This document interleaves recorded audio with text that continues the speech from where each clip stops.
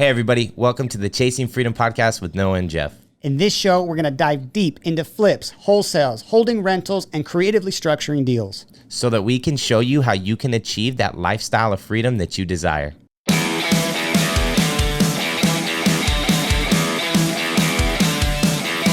All right, guys, welcome to the Chasing Freedom podcast with Noah and Jeff. Today is an extra special episode. I got my buddy Taylor Wood here. Taylor and I actually went to the same college our freshman year, and not only that, we were in the same dorm hall our freshman year, and he got the real estate bug like 4 years ago, and I remember thinking like, man, I'm the only guy in my circle that I know personally that does real estate, and then I started seeing Taylor's flips, and I was like, yes, somebody's doing it, and now he's bigger and better than we are, and we'll dive into that on the show. But Taylor started in real estate 4 years ago after a successful career, a start to a career in the investment industry with Edward Jones. He started Crosswater Construction, and he is on his way.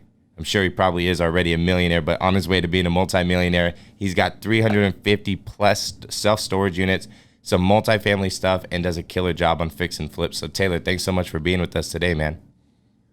Yeah, I'm happy to be here, guys. Thanks, brother. Appreciate you. So I like to start off with like the why behind everything, right? So you had a good life, you got a good job, you went to school and you got the job you were planning on getting, right? And then something happened. Something made the shift, made you want to jump over to real estate. Explain that for our listeners. What did that look like for you? I wanted something that was mine. I went to work for Edward Jones, like you said, and it's really, at the end of the day, it's a W-2 income. You have quotas you got to meet. You have to answer to your customers. And I wanted something that was for me and my family that I could leave behind, generational wealth, and have freedom of time. I like being with my family and my dog, and I like doing adventurous things. I don't want to be at a desk all day, so had to make the change. Yeah, for sure. What did that look like? Because that's hard, right? Like Edward Jones, not only did you were working there, but then you took over a branch and had, I'm assuming, a very, very comfortable salary. How did you justify that in either just to yourself or to your friends and family? How did you explain that? And what made you feel like I'm going to be successful when I do make that jump? Oh, it's just believing in yourself. It was hard because I was managing a little over $30 million at the time, friends and family's money, and was doing a good job of it, and had to tell them, hey guys, I'm leaving. And a lot of people don't just say, oh, you're going to crush it. A lot of people are skeptical. So you have to be your own advocate. You got to talk, well of yourself, and just know that what you're doing what's best for you, and don't listen to the haters, as I've heard a lot of rap songs. Yeah, I love it. I think that's an important part that you just said. You have to be an advocate of yourself. Yeah. The belief in yourself is so important because, Jeff brought up a great point. I think all of us probably experienced it at some point where everybody's like, that's pretty unsafe of what you're doing. Is it you you were telling me a couple months ago, your mom's always like, but what about the taxes? The what about the taxes question. I was talking to this guy in our office about this the other day, and I was like, that is when you know that our society has been set up for you to fail. When you're complaining about not getting that $3,000 tax credit back, that was your money that they took and borrowed and used to make money. That's why you get money back, is they're returning your loan that they forced you to give them. Yeah. So, you made $800,000 this year. What about the taxes? Great. It's still better than just making 60 and then getting 3 back at the end of the year. Yeah. It's just, exactly. If I'm writing a 6-figure check to the government, that means I had another 6 figures on my end as well. Yeah, I'm not complaining. Easily. Yeah. Exactly. Yep. So tell us about what exactly that transition looked like. Did you start doing real estate before you left your corporate job completely? And how did you balance that? I mean, we have a very similar story in the fact that I left the corporate world too, and the in-between for me was very difficult.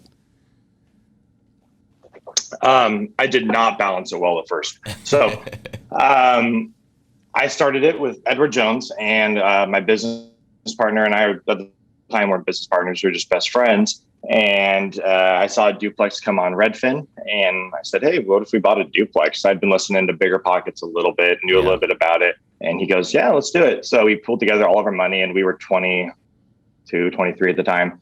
Not a lot of money to be had. Bought the duplex, and we sold it 2 months later. And my chunk of the money that I made was about $48,000. Yeah. And I was like, that's about what I would have made, 6 months of working my first corporate job. So I made that in 2 months, and it only took me 4 days of work, just lots of transaction time. So I realized I'm doing something wrong. And all my wealthiest clients at Edward Jones were real estate investors. Yep. So I'm seeing the writing on the wall, and finally just took the leap. Did it all in one day, told everybody in one day. And then I gave myself 2 months to exit out. I gave my book of business to my brother, who is a financial advisor as well. Sorry, brother-in-law, and never looked back, burned the ships. I love it, man. That's awesome. That's not easy to do. No, it's not. I think what's key there is like you made the decision and one day you notified everybody. Like you didn't allow that potential doubt or that little bit of, I don't know about this to creep up, right? Like you made the decision, you cut it off and you made the jump to that. I think that's so key. That's awesome. So you do first duplex, you start passing everything off. How did you start to scale, or when did you make the jump to like deciding, hey, we're going to hold stuff for ourselves for long-term wealth? Like walk us through what that looked like for you guys. Yeah. So first we just started flipping. So we did the duplex, we did another house after that. We did maybe 2 or 3 more. So probably had 4 deals under my belt before I even left Edward Jones. Nice. And then we realized, everybody kept saying, we'd go to title to sign, they'd say, why are you selling your properties? You make money holding them. And my response is always, well, you have to have money to buy properties. So I have to sell one of these to keep growing. Yeah. So the transition looked like we started flipping. We realized, sure, it's great to make a lot of money, but when I sell these, I'm giving a lot of money in taxes. Sure, I'm keeping a lot, but I have nothing to show for it in 5 years other than the money I made. Yeah. So then we started to transition into what's going to be a long-term asset play. And that was mini storage, multifamily, getting our flipping business off the ground so that I don't have to be there as much. Yeah. And a few other facets of real estate, because there's so many legs of real estate.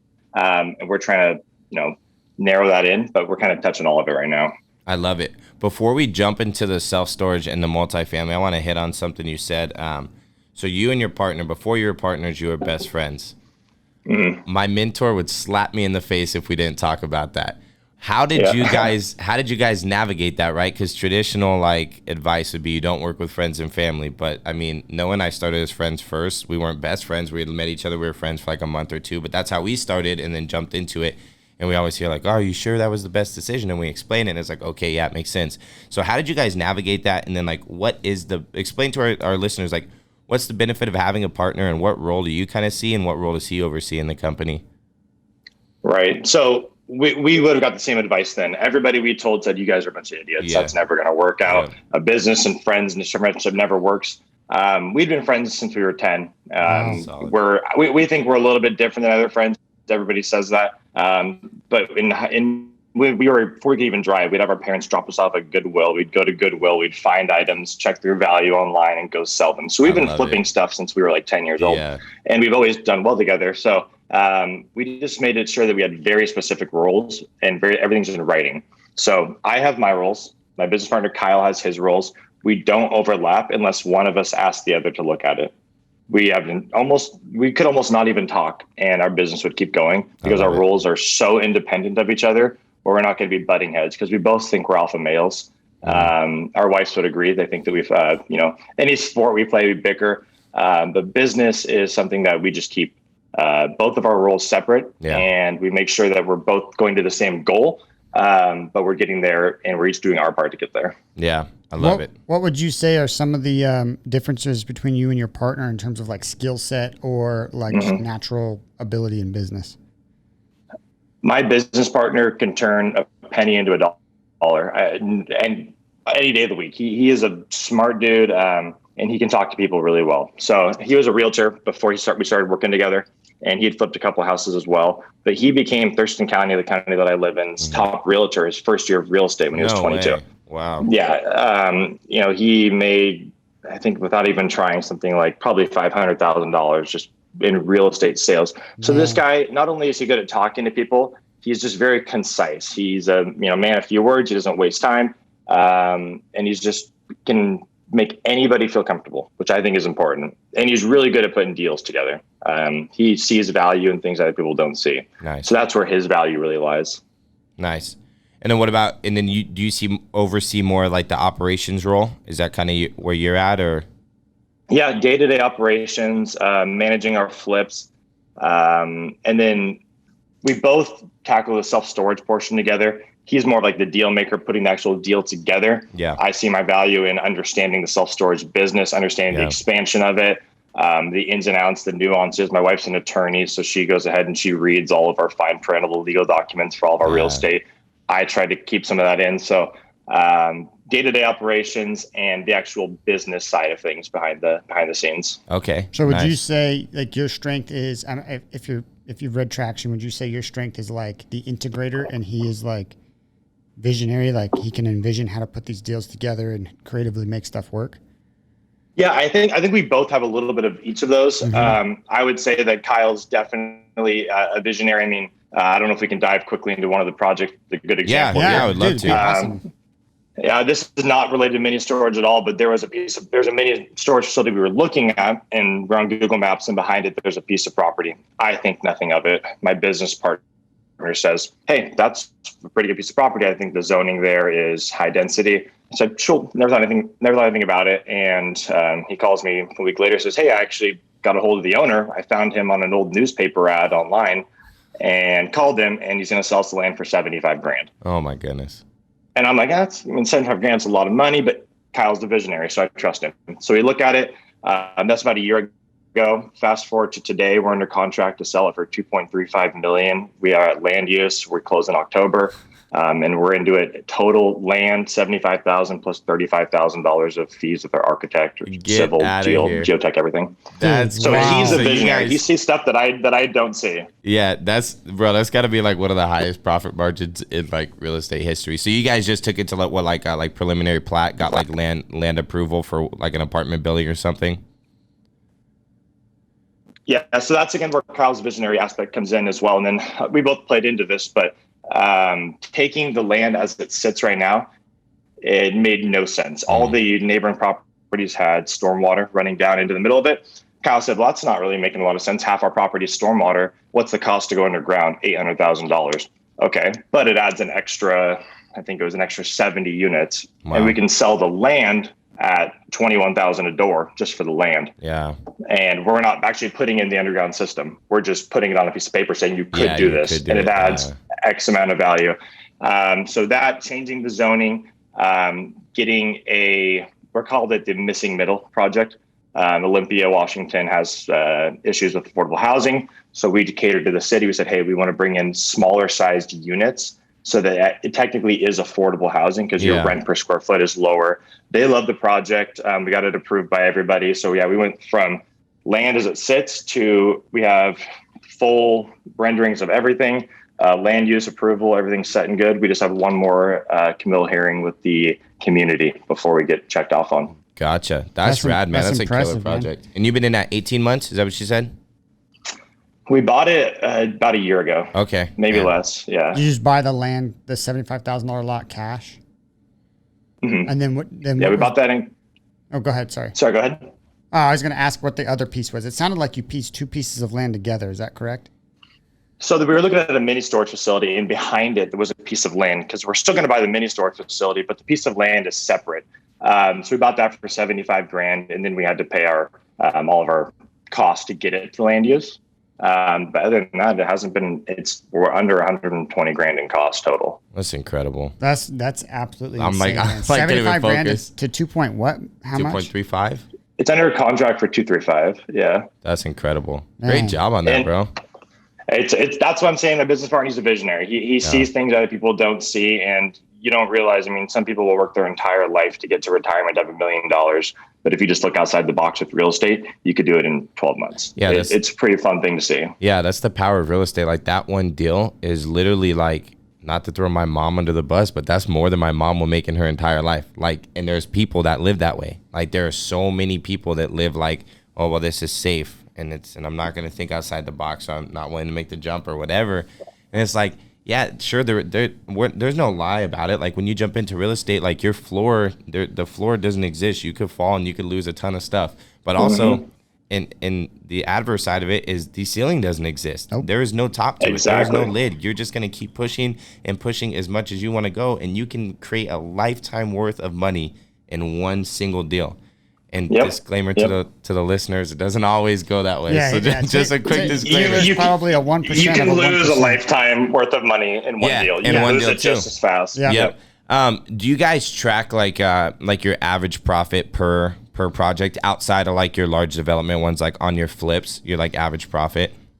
Yeah, we track all of our, I being in the finance world prior to this, I track everything down to the penny. I mean, a drop of gas that we buy for the weed eater, I track that for every flip. Everything's itemized. So I track it all down to the penny. What's your guys' KPI on average profit? Like what do you guys make per flip on average? So after everything, people look, I've actually never seen an HGTV show with like Chip and Joe. I'd love to, I know who they are. But everybody watches it and, oh, hey, we bought the house for 100. We sold it for 200. We made 100. Yeah, no, you didn't.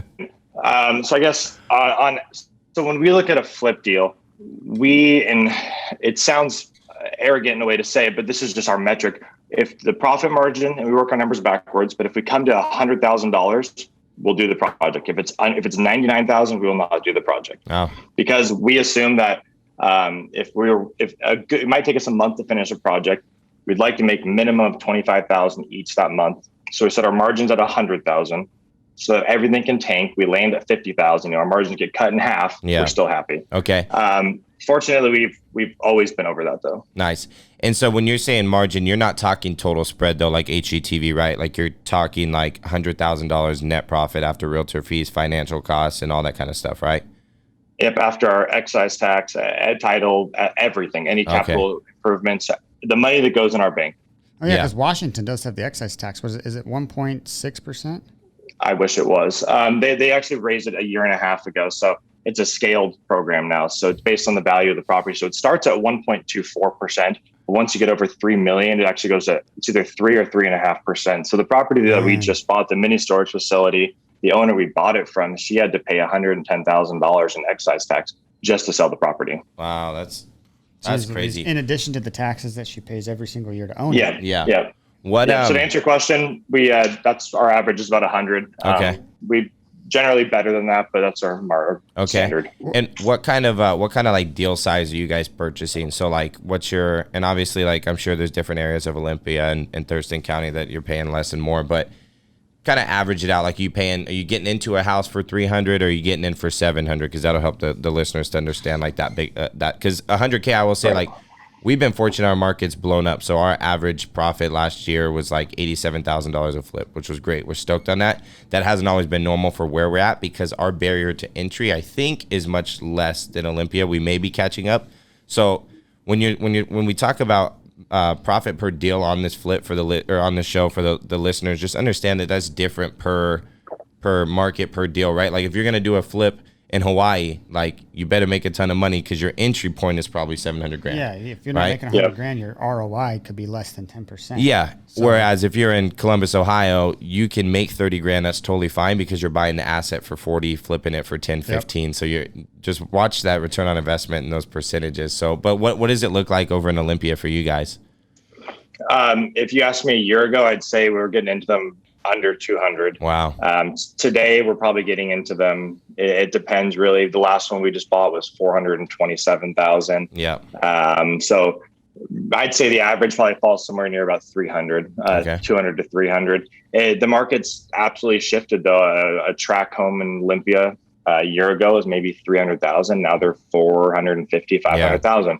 So honestly, what I tell you today could be wrong tomorrow, but Yeah, we're the same way. We saw our two counties here, Ada County and Canyon County, and Ada County saw 42% appreciation from quarter 1 of last year to quarter 1 of this year, and then Canyon County saw 58% appreciation in a 12-year cycle or 12-month cycle. Sorry, that's unheard of, right? It's freaking crazy. So it's a really hot market right now, but.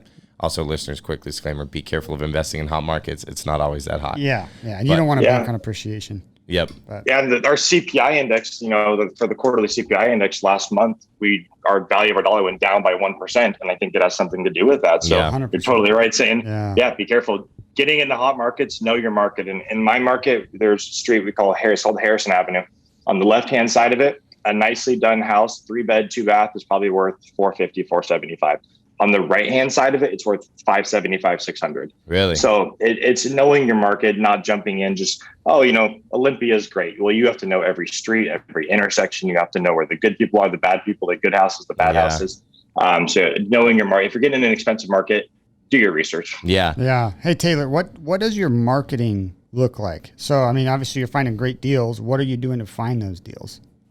So my business partner is also a realtor. So we get a lot of houses that wouldn't necessarily be financeable. So they're probably not going to hit the market. So they just call us and say, hey, so-and-so needs to sell this. My wife being an attorney, I know quite a few attorneys here in town, and so several of them deal with family law and probate. So if a house is, there's 4 siblings and they're fighting over a house, they need their money, the attorney will call us and say, hey, I have this house that just came in. Yeah. We need to sell it. We don't have time to list it. The siblings won't sign off on it. We just come buy it. We've done mailers. We have a full-time employee that does cold calling. Nice. He cold calls on all of our different assets in real estate, but mainly flips.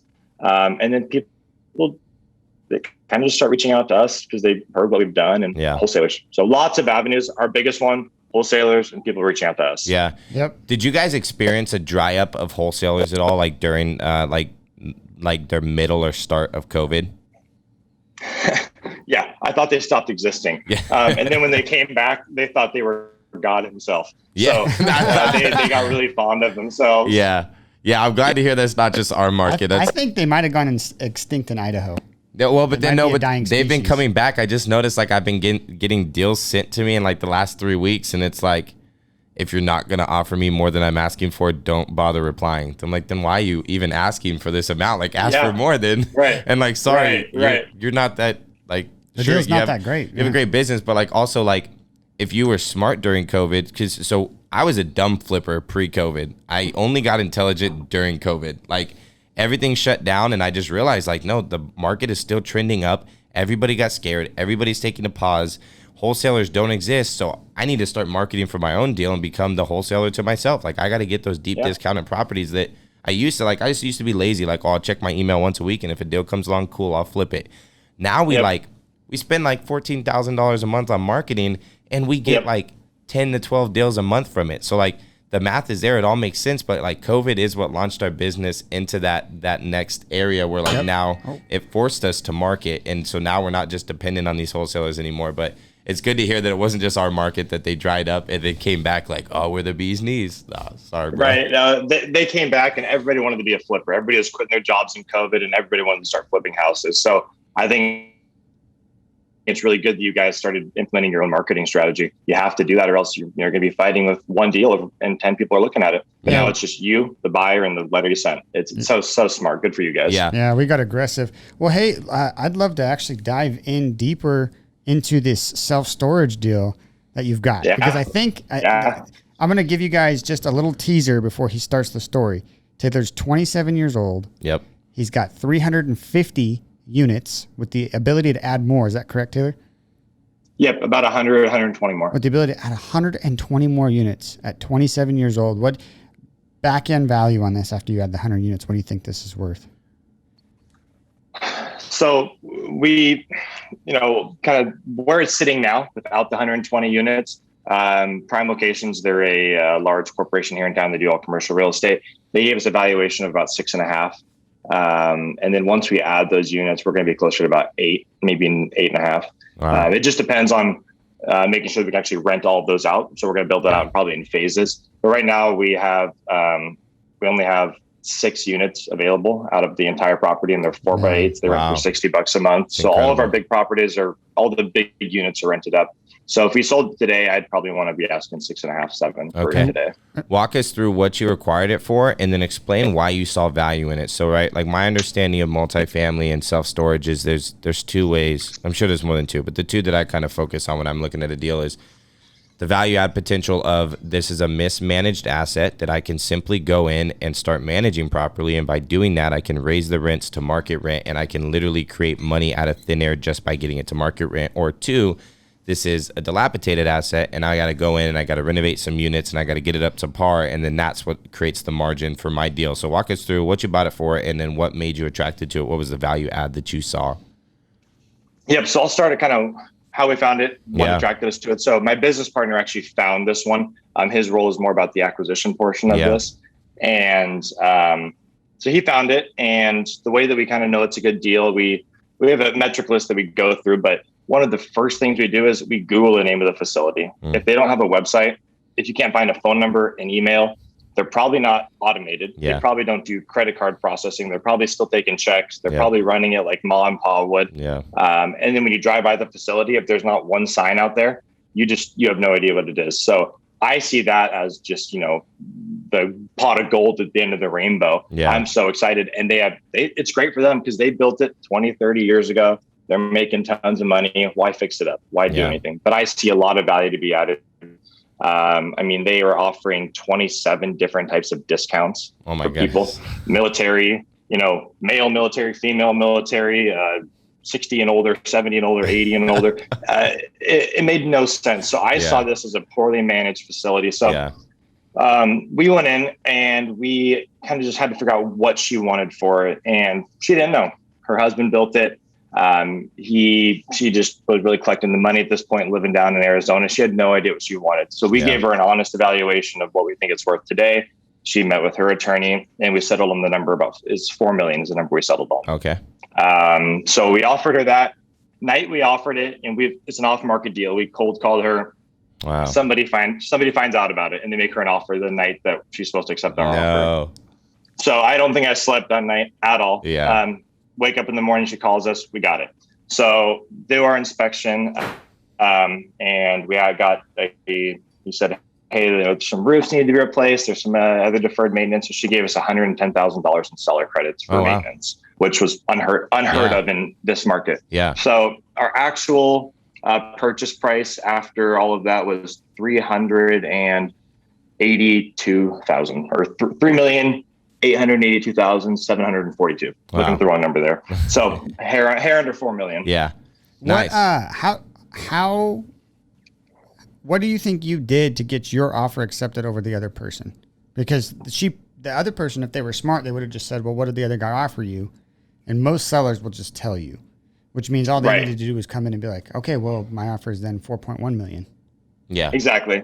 I think it's mini storage is an interesting thing. I don't remember the exact statistic on this, but facilities that are under 100,000 square feet, I think it was like 94% of those are not owned by REITs. They're owned by individuals. So large size facilities owned by individuals and built by them. So knowing that, we knew that her husband had built it. She had ran it. The other people that were making an offer were actually a REIT. So a smaller REIT based out of Portland. And we just said, hey, you built this with your husband. This has been a pride of ownership thing. You're local. I'm local.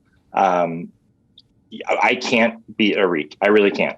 What I can do is promise I'm going to keep this local business. And if that means anything to you, I hope we can make this work. And to her, that meant the world. So she said yes. Wow, that's intelligent. Awesome. So you appealed to something that was a little bit more emotional than just money for her. And I think that the key part there is you paid attention to the details of the deal. You said your husband built this. He's from here. You're from here. I'm from here. We're going to keep this here. So there's a little bit of a legacy that goes into it. I hope you guys are listening to that and you're paying attention to when you're in negotiations for these deals, whether it be a single family home or a $4 million self-storage facility. Pay attention to the details and see how you can apply to the needs of that seller. And just know that price, especially on those larger deals on commercial products, like price isn't the end all be all. Like, price is important. People want to net money, but there's also things like, hey, is this seller in a tough spot and their business is actually in here and they're going to use the money from this sell to then get their new location or scale the business down and move somewhere else. Well, then, hey, maybe price is important, but maybe more important is that you're going to do a rent back to them for 6 months and allow them to stay in this building and continue to run their business. Or with us on a smaller scale, like we talk to sellers and we notice that they're really motivated to sell, but they're terrified to move. They've been in a home for 50 years. They have 50 years worth of stuff. Price is not the most important thing at that point. Convenience is. So we offer, we were literally negotiating one the other day and the lady's like, I'm not selling it for less than $350. And we probably could have came up to $350. It would have been decent. But rather than just jumping up and minimizing our profit by $13,000, we said, well, what if we get you a moving pod and a moving team to load up your stuff and then allow you to rent back the house for 30 days? And she was like, oh, you could do that? Yeah, well, I'll sign today. And so that costs us like $3,000 compared to coming up in 13,000. Like, so price isn't the end all be all to these types of things. Like, one, motivation, you got to determine that motivation, whether it's single family, self-storage, whatever it is that whatever you are buying, somebody is selling for a reason. Find that reason and then give them a benefit based on that reason, not just on the price. So that's really smart. All right. So you bought it for just under 4, and today it's valued at 6.5. Was that correct? Yeah, about that. Okay. What have you guys done since you acquired it to increase that valuation now? So we have a pride of ownership because we're, my business partner is 28, I'm 27. Yeah. And it's a big responsibility. We do have a bank loan on it, and we're relying on the bank. So we want to make sure that we treat this property as best we can. So what we've done so far is we put one of our employees down there as a full-time manager. Nice. Told him he can have his rent for free. His salary stays the same, and you're going to grow with us. Wow. And so he not only works down there, but he is also incentivized to keep finding us new facilities because he gets a bonus every time we find a new facility. That's smart. We've gone through and just cleaned up the facility. It really didn't need much, but it just needed to be clean. So we went through and we trying to utilize the space better, make it not look just as dingy. Leaf blowing goes a long way at these places because really what we have is a lot of concrete and some metal buildings. Yeah. So there's not much you can do in terms of making it cuter. Yeah. We decluttered the office. We made everything simple. We went from the old system that they were using to the new system, Storage, which in my opinion is the best self-storage program. When we were down there, every time we're down there, I probably see 6, 7, 8 people come in to pay with a check or with cash. That's a poor use of time. My manager could be sitting there calling other facilities instead of, talking to Joe Smo, who's been there for 35 years and just wants to tell his experience in the town. So automating everything, going to credit card processing, which is an expense. I mean, it's 2.5% of our total, revenue is going to go to credit card expenses. But how much more do we make in terms of not having to pay our employee, to be there for overtime because you couldn't get everything done for the day. So updating our systems, making the facility just look better. And then the old manager was actually using 10 of the biggest units for herself, the old owner. So we rented those out and we got them all filled up the first week, and they ran out for $285 a month. So it added almost $3,000 a month of income right crazy. Away. Yeah. So that's what's cool Raised about rents by about 25%. Oh, really? Wow. Jeez. So she was drastically mismanaging this asset. I mean, her cost of the cost of that one employee was double what it should have been because of how much she was using from the facility. Yeah, easily. Yeah, man, let's hammer down on that. So commercial real estate is so fascinating, and self-storage particularly, because you sell the valuation of a property when it's commercial is a cap rate rather than like a single family. A single family is determined on what other single families have sold for and what the kind of demand for that product at the time is, right? Whereas self-storage is looked at more of a business. It's looked at what in large multifamily as well. How much revenue comes in from this? What are the expenses? And then based on that number, we call it the NOI, then the cap rate for that area, which cap rates can get a little weird depending on what area you're in. But the point of this is that if you raise your revenue, you directly raise your valuation of that property. And what's cool about self-storage, say I buy a 8-unit apartment building.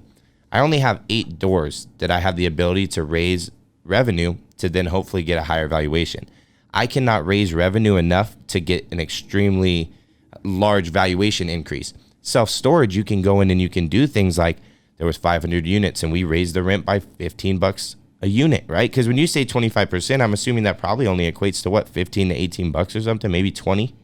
It's not a lot, yeah. And people you'd think they would say, oh, I'm going to go down the street and go somewhere else. No, they're not. The cost of moving, the hassle. The cost of moving, the time, and really they've been paying under market for the last 10 years or however long. It's time they catch up to current markets, and they're going to be shell shocked if they go shop elsewhere. So really for them, they can just go on. We keep the competitors' rates at our place so they can just see, hey, we're right in line. You can go down there, be my guest, do it out of spite. I don't care. Yeah. You're going to pay more. You might as well just stay here. Yeah. And so by having those small increases that if you say, hey, I raised the rent $15 and you don't understand multifamily or self-storage and cap rates and how that works, you're like, oh, good for you, $15, $1,500 times 350 units divided over a cap rate. Like that's how you start making money in big amounts of money very quickly. So that's one of the things we're looking at is getting into commercial real estate, just because listeners, if you're listening, yeah, single family is great, but it's all based on market conditions at the time. Commercial real estate has a value past just what people think the value is, right? It's actual like metrics. There's a science to it. You get this revenue, you have these expenses, the valuation is this, and any little bit of increase over multiple doors adds an exponential value on the back end. So I think, man, that is so smart. What a great move to make, jump into that self-storage. So I noticed you were saying that you moved your guy down there. You're in Olympia. Right. Where's the self-storage at? Self-storage in Chehalis, Washington, right on the border of Centralia. Okay. It's about a 25-minute drive for him. He was a guy that was working at Lowe's, and I poached him from there. I thought he was super personable, and he wanted to be a realtor. I said, why do you want to be a realtor? He goes, oh, they make so much money. I go, well, if money's your goal, you don't want to be a realtor. Yeah. You can make some money. You're not going to make a lot. So he said, well, teach me. I said, okay, fine. It's not going to be fun. It's going to be a lot of work. And he's doing everything down there. He's a sharp kid. And he just works hard. Man, I love that. I haven't heard somebody say I poached an employee from Lowe's and now he's managing my asset that's bringing in millions of dollars of revenue. We're going to Home Depot today. I know I go over there. Yeah. Now you got to go to Lowe's. It's Lowe's has a higher tier of employees. Just kidding, Home Depot people. They got a little higher. Oh man. So that is awesome. So in the meantime, we had talked about you're also building a little bit of a rental portfolio and starting to hold stuff for yourself. Why did you start holding things for yourself? Explain the upside there to our listeners. And then what's your overall vision? Like, where do you see this all going? Are you going to keep buying self-storage, large multifamily? Like, what's the grand plan? Yeah. So the grand plan's ever evolving. I'm glad you called it a plan, because people say, what are your goals? Well, I don't have goals. I have a game plan. Yeah. I know exactly where I'm going to land. I know that I have the Super Bowl coming up. How do I get to the Super Bowl? Right. Yeah. I got to play in each game. And then I got to go to, I don't know. I haven't played football in a while. I forget how it goes, but you got to play each game to get to the Super Bowl. Yeah. I don't just have a goal of, I'd like to get there. I have a plan to get there. Yeah. That's smart. So, and we look backwards. So I look at, what is my plan? My plan is, I want financial freedom, and I want freedom of time. Mm-hmm. I care more about freedom of time. Yep. Because financial freedom, I don't know what that metric is. I don't know what number you got to hit to be happy. But I do know that if I can spend 80% of my day with my family, my wife, my dog, just doing things I like, I'm a happy guy. Yeah. So It's not about the money as much, but you have to have a little bit of money to get there. So what made us start holding properties is exactly that. You can sell them and you have a lump sum of cash. Yeah. But I don't know the future of fiat currency. I don't know if we're going to become an entire world of crypto. Yeah. I don't know if we're going to be selling tulip bulbs to Dutch Holland people, because nothing makes sense right now in the world. I'm with you. If you haven't followed the tulip craze from Holland, you should go research it. It's super interesting. Really? But don't got time for that, but it's an interesting story. So I realized, what's something that's going to hold its value, be a hedge against inflation. And if I ever need to sell it, it'll be able to be sold in whatever the currency of that time is, whether it's fiat, crypto, or something else. And that's real estate. What can Amazon, Microsoft, Google, YouTube, what can they not take over? Maybe they could. I mean, BlackRock's trying. There's a few other companies trying, but they're not going to take over real estate. Yeah. They're not going to buy every house, not going to buy every apartment, not going to buy every mini storage in the world. So that's what made me want to start holding. What's going to be something that I can own and pass down to my kids with a fairly low tax rate to my kids, or none at all with the stepped up cost basis. So what's going to make me happy and my wife happy, our kids happy. And I want, 7 generations down the road to say, yeah, some old fart named Grandpa Taylor, great Grandpa Taylor, he paid for our college. Yeah. That's what drives me. That's awesome. Dude, that's I would say that's nearly 100% in alignment with why I got started in real estate. Yep. It's the same thing. Like, I just wanted, and it's so funny you talk about your dogs. Like, I don't know if we follow each other yet, but we will after this. We will. You'll see a post that goes live on my Instagram today. That is me running with my dogs, and below it literally says, "I work hard so that way I can give my dogs the backyard of their dreams." Yeah. So it's that's pretty cool of you to think so long term, though. Even think about your grandchildren. Like, yeah, I want to pay for their college. I want to set my lineage up for a different lifestyle and more doors to be opened than you ever had. And then how cool is that? Like, imagine if you could have had your mind turned on to real estate at 15 years old because you went around with your grandpa and collected rents, or he told you you're going to go put coin operated washing machines in the basement of my 10-plex. Yeah. And you're going to go collect that every Yeah. single month. And all of a sudden the grandkid's like, whoa, $100, I can go buy all these toys. And you're like, yeah. Now imagine you could do that 50 times over without Yep. having to work. Yep. You just change, you can change people's lives with just that knowledge. So.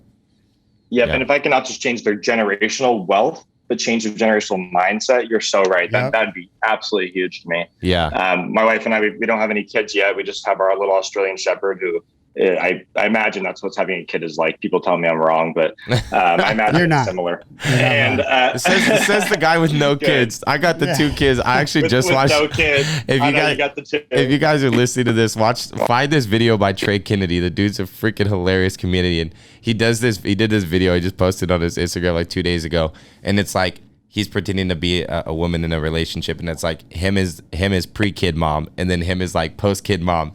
And one of the things he does is he's like, oh my gosh, yeah, like, so having a dog is totally like having a kid. And then he transfers to like the kid mom, and he's like, no, it's not. No one told you that you were raising literal demons. These are demons and not dogs. And there was just so many things that I was cracking up. But anyways, that's a tangent. Oh, that's too good. It's a funny video.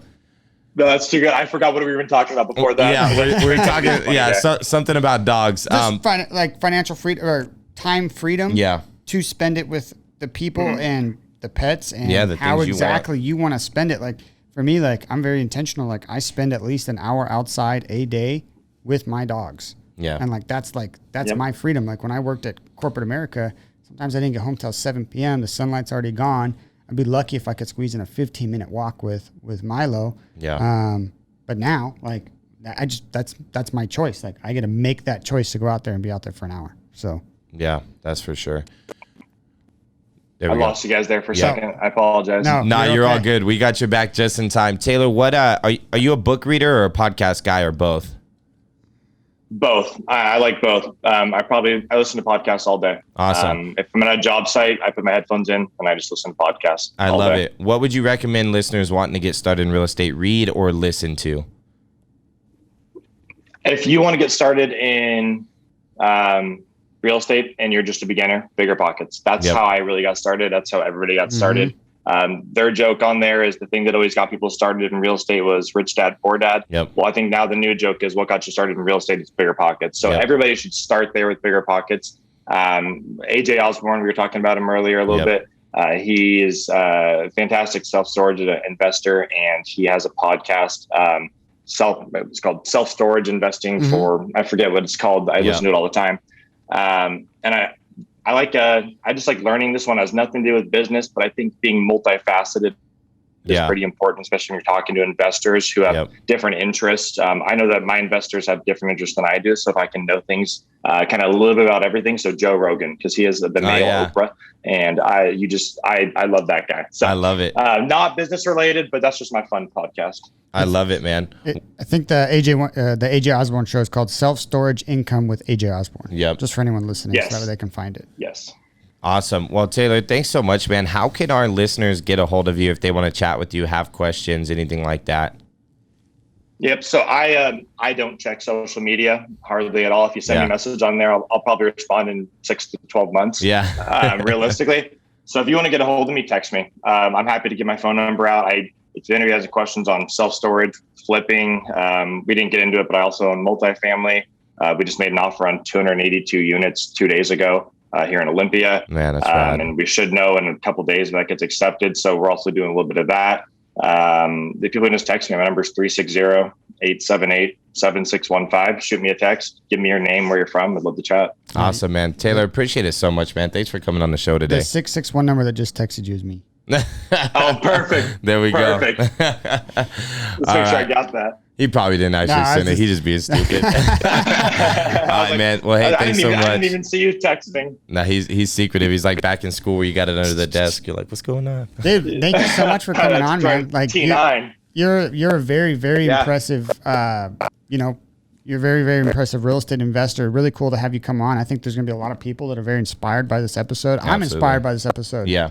I'm all juiced up and jacked up for commercial real estate now after talking to you. Yeah. And glad to have the relationship now too. Yeah, and incredibly humble. Yeah, I want to hammer down on absolutely. that before we leave. Taylor is, guys, this guy makes stupid amounts of money, and he is humble. He's here on our show. He's talking with us, and he just gave you his personal cell phone number. Like, that doesn't exist. So that No. speaks highly of his humility, his character, and who he is. So, man, thanks so much. We appreciate you. Yeah, no, thank you guys. Love what you guys are doing. I'm excited to see this podcast blow up. Joe Rogan's #1 in the world right now. Soon it's going to be Chasing Freedom. Let's I just go. know you guys are going to do my it. God. I've listened to it. I've listened to every real estate podcast. And my running joke is I finished the podcast app. Like, I've listened to everything. Yeah. And you guys have a great podcast. I love what you guys are doing. I'm sharing it to your listeners. Share it with your friends, because if somebody can learn something here and change their life, if it takes this to change their life or someone else's podcast, share it with your friends. Get these guys to blow up. Get them trending. And yeah, you guys are doing a great job. Awesome. Thanks, man. That Appreciate really it. means a lot. We really appreciate that. Yeah. Cool, guys. absolutely. Thanks for Absolutely, tuning guys. in. All right, guys. Thanks for tuning in to this week's episode of the Chasing Freedom podcast with Noah and Jeff. Please subscribe to our YouTube channel in the show notes below. And if you ever want to get a hold of us, feel free to do it via our Instagrams. You can also follow us for our funny content on TikTok.